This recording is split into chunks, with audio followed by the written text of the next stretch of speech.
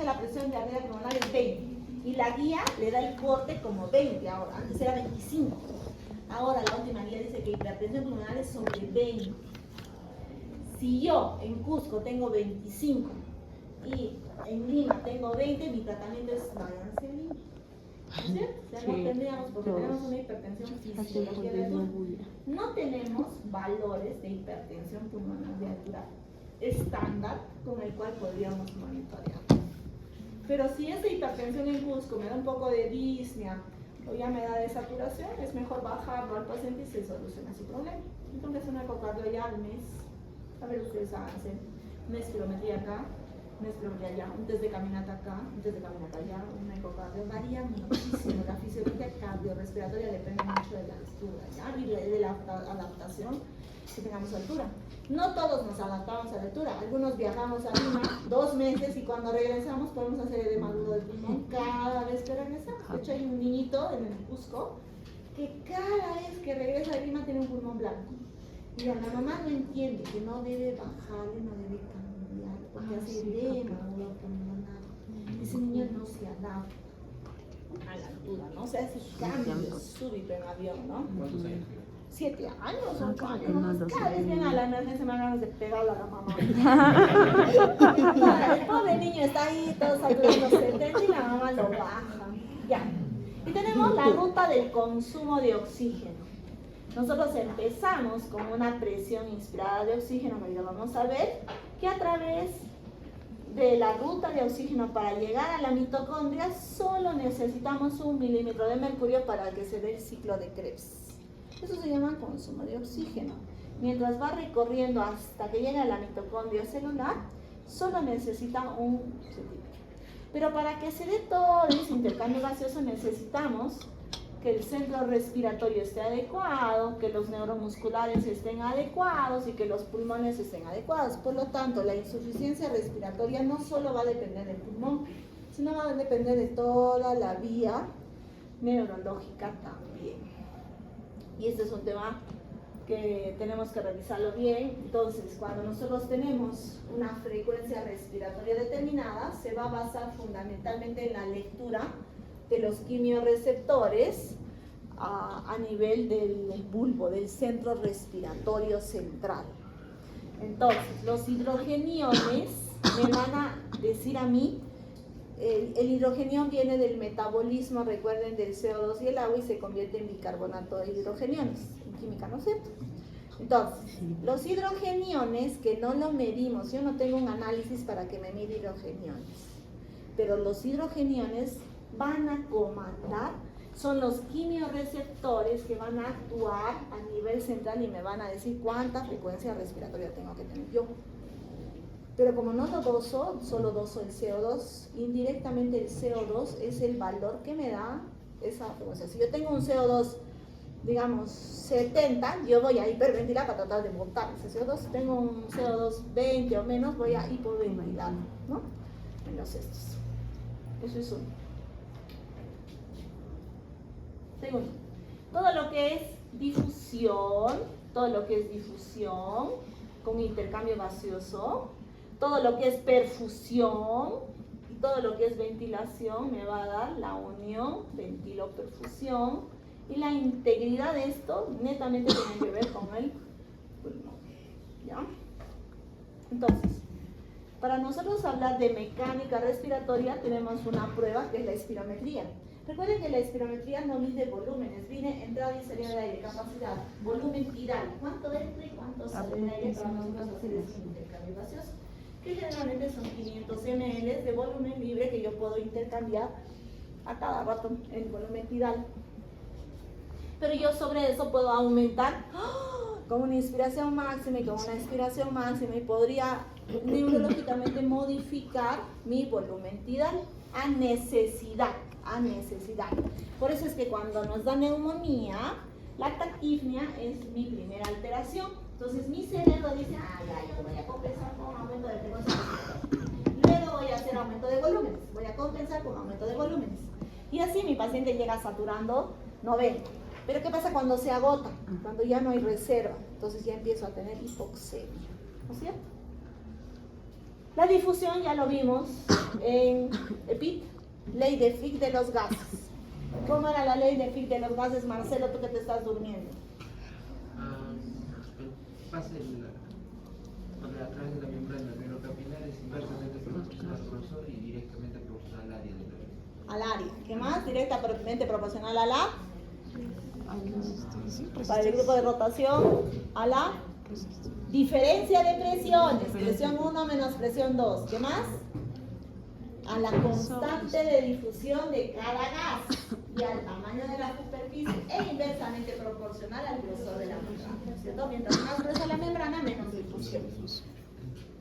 Esta es la ley de Fick de los gases. Mientras más gruesa la membrana, menos difusión, directamente proporcional al área, a la constante de difusión y a la diferencia de presiones, ¿no es cierto?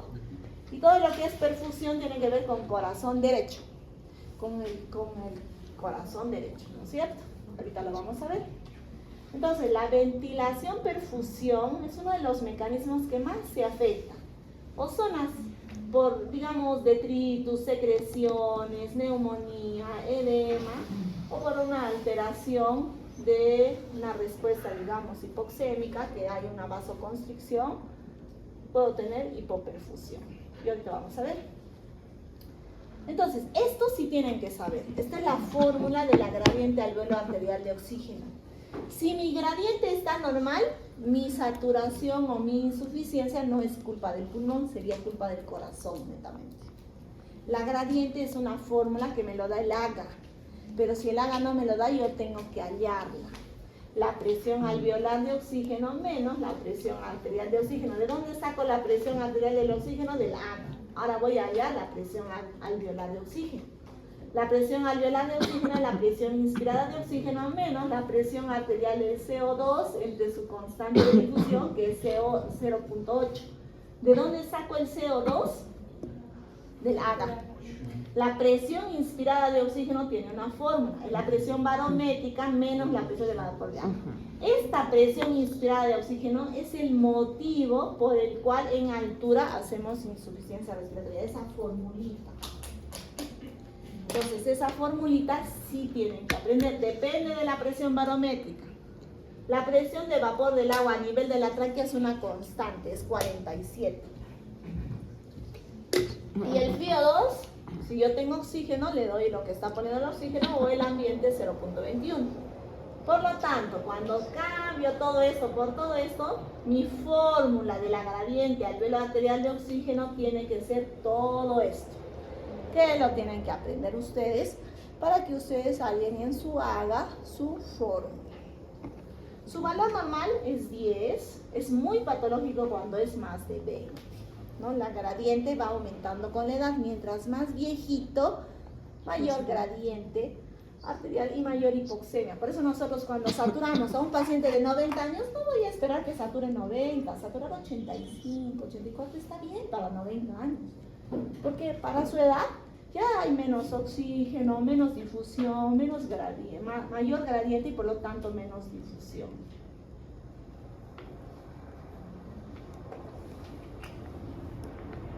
Mientras más viejito soy, el oxígeno baja, pero el CO2 se mantiene. No hay variaciones en el CO2 con la edad. Y la gradiente sí se altera con la edad. Entonces, con la vejez, yo disminuyo fisiológicamente mi presión arterial de oxígeno y aumento mi gradiente. No varía el CO2. Ahora, si yo quiero, si mi AGA no tiene, si mi equipo de AGA no tiene cómo calibrarse a la altura, yo tengo que hallar, cuando mido mi PAFI, yo tengo que multiplicar por una gradiente, tengo que corregirlo a la altura, es decir, ¿no? Por esta constante, multiplicar por 0.7. Eso me sirve cuando mi máquina no está calibrada a la altura. Ahora todas las máquinas ya están calibradas a la altura. Entonces, es muy importante recordar, si mi insuficiencia respiratoria tiene gradiente normal, no es el pulmón, será corazón o será cerebro el que está enfermo, hipoventilado. De repente es un tequiado severo. No tiene culpa el pulmón, la gradiente está normal. Entonces tiene que ver algo externo al pulmón, o corazón, o hipoventilación, o altura, o grande altura. Pero si mi gradiente está aumentada, ahí tengo que ver. Si no responde al oxígeno es shunt, y si responde a oxígeno, puedo tener alteraciones de la difusión o la alteración de la PQ. Eso lo vamos a ver ahorita. Estos son los valores normales a nivel de mar. A nivel de mar. Nuestra presión arterial de oxígeno a nivel de mar es 80, 90 a 100, ¿no es cierto? Ahorita vamos a ver una tablita. Entonces, en Lorena, hace muchos años, se hizo un gran estudio del Cusco, donde los valores que ahorita los tomamos como referencia son estos. A nivel de la altura, a nivel de Cusco, estos son nuestros valores. La presión arterial de oxígeno 61.5. En Lima, 60 ya sería insuficiencia respiratoria. El corte es 60. Y el CO2 es 50. Miren cómo nosotros acá vivimos en una hipoxemia natural compensada. ¿Qué es malo para nuestro cerebro? Sí, porque hacemos un metabolismo anaeróbico, que no es tan bueno, ¿no? El CO2, 30 a 35, 33 a 35, la saturación 91, el hematocrito 44, la hemoglobina 14, el CO2 19, la presión alveolar de oxígeno 62, frecuencia respiratoria 16, un poquito más. Esos son nuestros valores normales para Cusco, que sí lo tienen que saber. ¿Por qué es importante? Esto ustedes lo tienen que aprender, pero por un tema de que son médicos de altura. Pero para el examen del ENAM no se les ocurra poner esto. Para el examen del ENAM o el examen es estos valores. Para el Solo, examen también. no, depende, pues si les digo, el paciente vive en Cusco, vive en Lima, ¿no? Ahí vamos. Tienen que saber los dos, pero por un tema de altura ustedes tienen que interpretar diferente, ¿no? Entonces no me vayan a poner con un paciente saturando, digamos, 88, que incluso es normal, no me vayan a poner en Cusco insuficiencia respiratoria. Depende de la edad. 88 para 80 años está bien, 86 está bien, depende de la edad, ¿no? Y depende de la altura donde es el paciente. Entonces, es muy importante recordar que la capacidad justamente del intercambio gaseoso en el pulmón para que tengamos un metabolismo aeróbico. La presión de CO2 siempre más de 60 y el CO2 menos de 50. Lo vamos a medir a través del saturador, que es valor muy indirecto. ¿Qué mide la saturación? ¿Qué les había dicho que medía la saturación? Es una ecuación que tiene, ¿no? Exacto. Del color, de la oxihemoglobina, que hace una ecuación y todo, y ya nos da el valor de la saturación, que por el tema de la liberación de la oxihemoglobina, se va a corresponder 90 de saturación, corresponde a 60 de presión arterial de oxígeno. Entonces ahí yo indirectamente mi cerebrito puede sacar si el paciente por saturación está en, si satura 70, obviamente está en insuficiencia respiratoria porque es mucho menos de 90. Tendré dudas si está en 88, 87, 86. Ahí sí le hago una horita, pues, ¿no? Para estar seguros en ese cortecito. Ay, ¿qué va a pasar, chicos? Ya, esto sí tienen que saber. Causas de hipoxemia. 1. Hipoventilación, sistema nervioso central. 2. Alteraciones de la difusión, todo lo que es EPI. Alteraciones de ventiloperfusión, todas las enfermedades. El SHART es la mezcla de sangre arterial con sangre venosa en la enfermedad cardíaca o en el síndrome hepatopulmonar, que lo tienen que saber. Y todo lo que es altura. En la hipoventilación, el problema es el CO2, aumenta el CO2, tiene que ver con sistema nervioso central. ¿Qué me trataría el CO2 alto? Ya lo habíamos hablado con el grupo de la rotación. ¿Qué me trataría el CO2 alto? Si yo tengo una acidosis respiratoria descompensada y CO2 alto, por un TEC, digamos, llego con un TEC. ¿Qué me van a dar? Ventilador mecánico. Me van a poner a ventilar. ventilador mecánico, porque no hay otra forma de barrer el CO2. Todo lo que tiene que ver con el CO2 es hipoventilación o neuromuscular, digamos un Guillain-Barré. Llega un Guillain-Barré o un ELA y no tiene fuelle, no hay problema pulmonar, pero el CO2 está muy alto. Ese paciente va a vivir con ventilador mecánico, ¿no? Mientras pase todo lo que es sistema nervioso central. Las alteraciones de la ventilación-perfusión se dan en todas las enfermedades. En algún grado, todas las enfermedades van a tener alteraciones, ya sea de la perfusión o ya sea de la ventilación. Ese desequilibrio es la causa más frecuente de la hipoxemia. Difusión, ya lo habíamos visto, todo lo que es engrosamiento de la membrana, todas las enfermedades intersticiales, los EPID, si le damos oxígeno van a ir bien, pero cuando es un EPID avanzado en fase de panalización no hay nada que hacer. Va al ventilador hasta que se muera nuestro paciente. Todo lo que es grandes alturas, como habíamos visto, debido a presión barométrica o inhalación de gases tóxicos. Ahí el tratamiento es oxígeno. Entonces, si yo tengo un turista que viene y empieza a saturar 50, le tienen que poner cámara hiperbárica y oxígeno, oxígeno, oxígeno y bajarlos. El tratamiento es bajarlos. Igualito, si estoy intoxicado, puro oxígeno con máscara de reservorio, máscara de alto flujo o ventilador, dependiendo de qué es lo que me quede tratando, ¿no? El shunt tiene que ver con la mezcla en la enfermedad cardíaca o, como les decía, en el síndrome hepatopulmonar. Sí tenemos una mezcla natural. Recuerden que hay los poros de Kohn, que es la comunicación alveolo-alveolo, y también hay una pequeña neoformación de vasos en los pulmones, sobre todo en los niños, que tienen esa comunicación de shunt normal, pero en el síndrome de hipertensión pulmonar, en la hipertensión portal, en la neovascularización, yo voy a tener también un shunt patológico a nivel de la neovascularización a nivel de pulmón. Así como hay neovascularización y las telangiectasias en el síndrome portal, igualito pasa en el pulmón.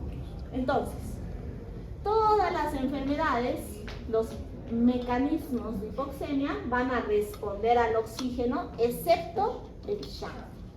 La hipoventilación tiene que ver con el CO2, el resto es igual, ¿cierto?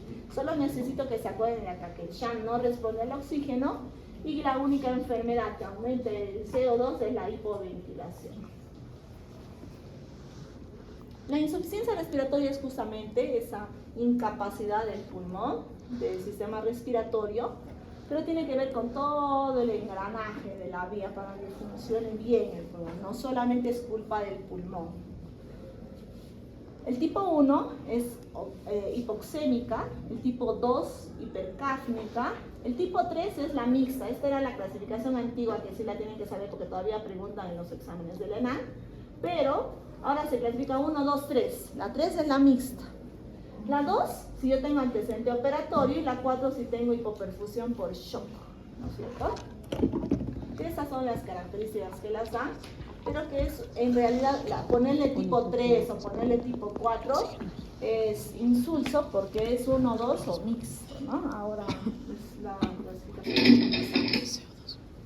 Si yo tengo problemas de tipo 1, su tratamiento será, si tengo hipoxémica, será oxígeno. ¿Cómo me van a dar el oxígeno? Eso lo vemos siempre en cada grupo de rotación. Yo tengo que valorar si es leve, moderado, severo, en base a mi AGA. ¿Cuál es el gol estándar del diagnóstico para diferenciar insuficiencia respiratoria? El AGA.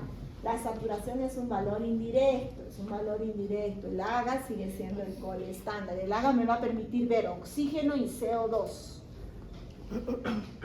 Entonces, yo puedo tener problema hipoxémico o problema hipercáfnico, todo lo que es neuromuscular generalmente, ¿no es cierto? Y mi tratamiento es oxígeno. Tengo algunas diferencias finas en el cuadro clínico. El neurológico se caracteriza fundamentalmente por alteraciones del sistema nervioso, más confusión, más cefalea. Entonces el paciente con insuficiencia respiratoria crónica viene con cefalea. Doctor, siempre me duele la cabeza, siempre me duele el dorso, siempre me duele, ¿no?, el tórax. La hipoxémica, cuando es muy severo, el paciente viene sintomático, confuso, si es agudo letárgico. Recuerden que 3 a 5 minutos de hipoxemia severa ya le va a dar una consecuencia neurológica al paciente. Por lo tanto, ustedes tienen que darle el oxígeno lo más rápido posible que tengan su paciente. Pero tenemos una adaptación, hay gente que vive saturando 60, hay gente que vive saturando 70. Entonces ellos van a hacer demencia senil más fácil, van a hacer enfermedades neurodegenerativas más fácil que la gente que satura normal. De hecho, nosotros en altura probablemente, si hacemos un test de caminata toditos y tenemos mala tolerancia al ejercicio, no en jóvenes, eso pasa en adultos o en enfermos, en bronquiectasias, en secuela TED y todo, ¿no? Nosotros hacemos ahora test de caminata y se dan cuenta, el test de caminata nos permite ver cuando yo camino normalmente hiperventilo y mi saturación debería aumentar 2, 3 puntos. Pero si mi saturación baja 3 o 4 puntos por debajo del basal de caminata, tiene mala tolerancia al ejercicio, tiene que ir a un programa de rehabilitación o vivir el paso de ejercicio. Solo que nuestra realidad de pobres es diferente, pues, ¿no? No nos permite darle. Las diferencias entre agudo y crónico, en los antecedentes, en la sintomatología, en la tolerancia, por eso yo les decía, si yo saturo 80 y estoy tranquilito, soy crónico. Si saturo 80 y estoy con aleteo nasal, politirajes, más taquipnea, más diaforético, más cianótico, soy agudo, ¿no? Entonces va a depender mucho de mi clínica. No existe un tiempo, no existe 3 meses de saturando es agudo, 3 meses de saturando, no existe un tiempo real. Más nos basamos en este tema de los antecedentes, a veces en el AGA, a veces en la tolerancia. Hay gente que tiene todo un pulmón destruido y satura 90. Se adapta, pues con su otro pulmón basta, ¿no? El tratamiento, y esto es para terminar. Si le falta oxígeno, le vamos a dar oxígeno. Y le damos oxígeno dependiendo de cuál es mi enfermedad de base, ¿no es cierto? Es muy importante ver el oxígeno. El oxígeno lo vamos a dar de 2 maneras. Tenemos sistemas de alto flujo de oxígeno y sistemas de bajo flujo de oxígeno. Los sistemas de alto flujo de oxígeno me permiten conocer cuál es el FiO2.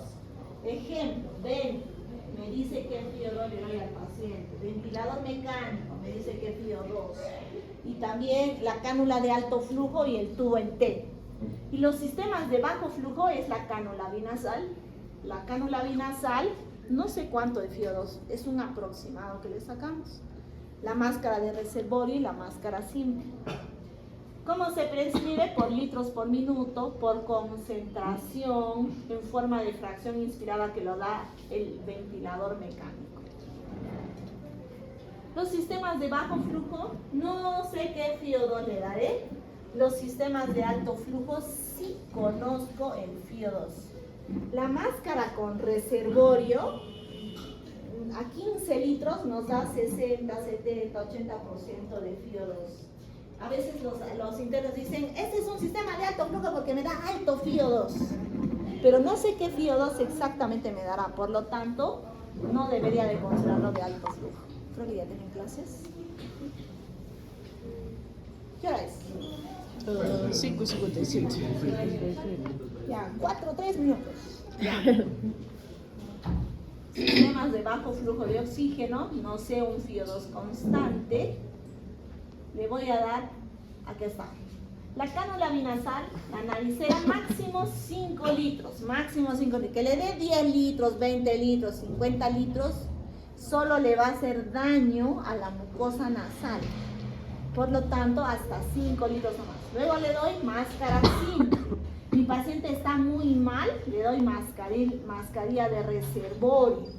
Miren, el FiO2 en la reservorio puede ser tan alta dependiendo de cuántos litros le pongo al paciente, pero no es un valor exacto que yo no lo puedo medir. Otro es el Venturi. Este es el manómetro. El manómetro me permite abrir el oxígeno y este es el litraje que le doy. Generalmente los manómetros me permiten dar a 15 litros. El ventilador mecánico se conecta a otro manómetro. Este es el manómetro para uso sin ventilador mecánico. Siempre va oxígeno húmedo.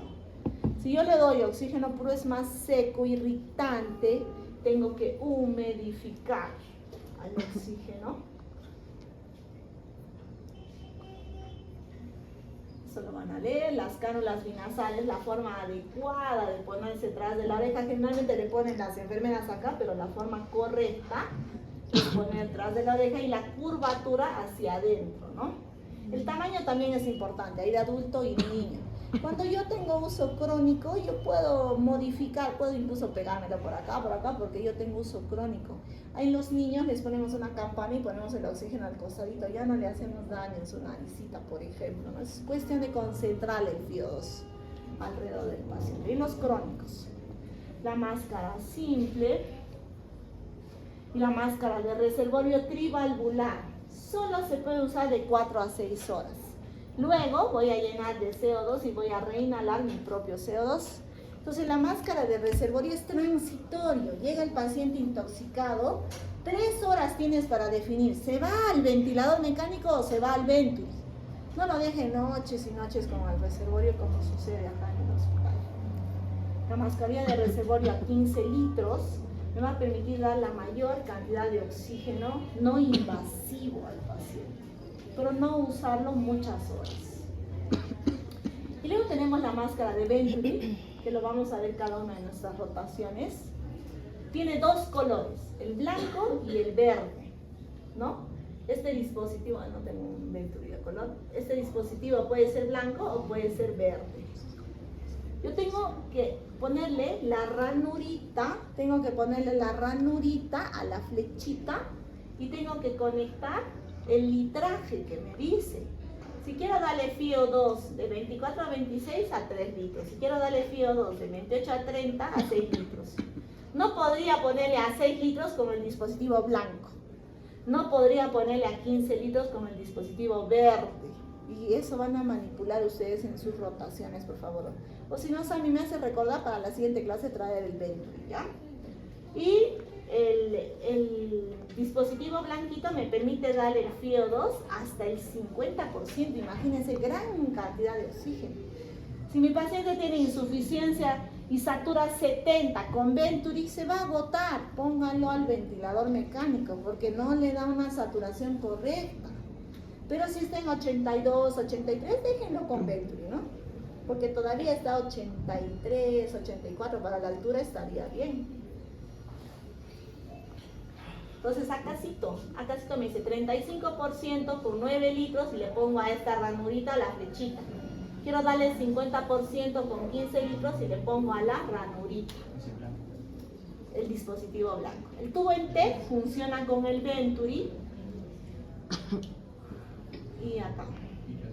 El CO2. La única forma de restaurar la ventilación anormal y el CO2 es el intercambio. El problema de la hipercapnia, ¿no? El problema de la hipercapnia se trata con ventilación mecánica. ¿Qué pasa si yo tengo un EPOC?